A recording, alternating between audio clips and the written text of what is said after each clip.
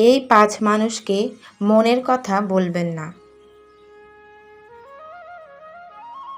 ছোট থেকে আমাদের পারিবারিক শিক্ষার মধ্যে অন্যতম শিক্ষা হলো সুখ আর দুঃখ সকলের সঙ্গে ভাগ করে নেওয়া উচিত। এতে মানসিক ভার কমে যায়।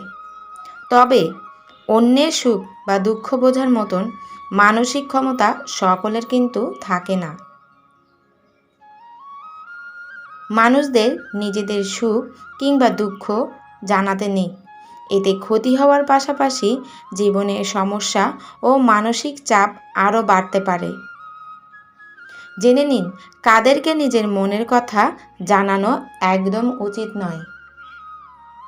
যারা অন্যের মানসিক অবস্থা বোঝে না ও সমস্ত বিষয়কে মজার ছলে নেয়, কোনো বিষয়ের গুরুত্ব বোঝে না, তাদের কখনোই নিজের মনের কথা জানানো উচিত নয়।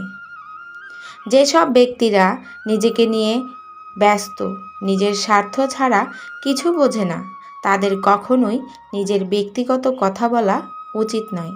এতে তারা আপনার ক্ষতি করার চেষ্টা করতে পারে।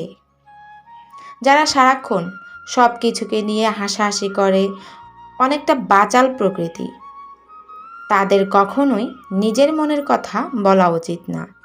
এতে তারা আপনার ব্যক্তিগত জিনিসের গুরুত্ব বুঝবে না ও সেই বিষয় নিয়েও মজা করবে। যেসব মানুষেরা আপনাকে হিংসা করে, তারা কখনোই আপনার ভালো কিছুতে আনন্দিত বা দুঃখতে কষ্ট পাবে না। তারা আপনাকে সমবেদনা জানালেও মনে মনে কিন্তু খুশি হবে। যারা সকলের সঙ্গে বন্ধুত্ব রাখে, তারা কখনোই কারোর আপন বন্ধু হয় না।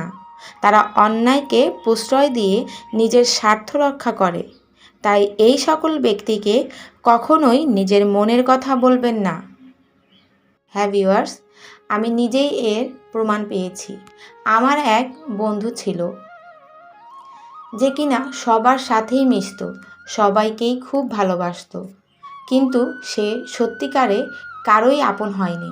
সে শুধু নিজেরটাই বোঝে। তাই এমন লোককে আপনি আপনার বন্ধু ভেবে মনের কথা ভুলেও বলবেন না। যে সমস্ত ব্যক্তি একজনের কথা অন্যের কাছে গিয়ে বলে, তাদের কখনোই ব্যক্তিগত কথা জানাবেন না। এতে আপনার ব্যক্তিগত তথ্য সকলের কাছে পৌঁছে যাওয়ার সম্ভাবনা থাকে। ভিডিওটি যদি ভালো লেগে থাকে আমাদের চ্যানেলটি সাবস্ক্রাইব করে একটি লাইক কমেন্ট করে আমাদের পাশে থাকুন। আপনাদের একটি লাইক, একটি কমেন্ট পরবর্তী ভিডিও বানানোর আমাদের একটু অনুপ্রেরণা দেয়। আমি আলিফা আজ বিদায় নিলাম। ধন্যবাদ।